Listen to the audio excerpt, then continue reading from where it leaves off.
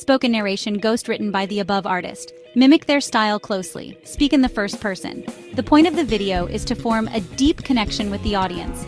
Avoid mentioning the name of the ghostwriter. Narrator: Hey there, Kitty Kingdom Dominion family.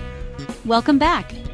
Today, we're diving into a super fun topic, teaching your kids politeness. Yep, you heard that right. Politeness can be exciting and super enjoyable. Narrator: So let's kick things off with a game called Magic Words. Gather your little ones and tell them that words like please, thank you, and excuse me have magical powers. Whenever they use these words, they earn a star. Collect enough stars, and they win a special prize. It's amazing how quickly they catch on when there's a reward. Narrator: Next up, let's talk about role play. Kids love pretending to be someone else, right? So why not use that to teach politeness? Set up a mini restaurant or a grocery store at home. You play the customer, and they play the cashier or waiter. This way, they practice saying polite phrases in a fun setting.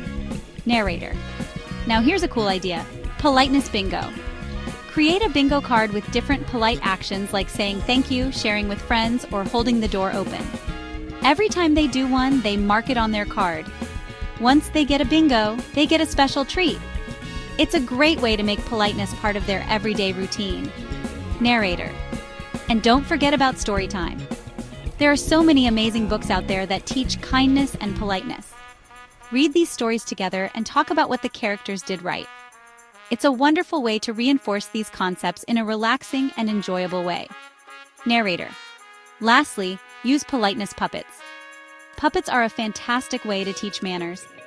Create little skits where the puppets interact politely. Kids find it hilarious and they learn without even realizing it.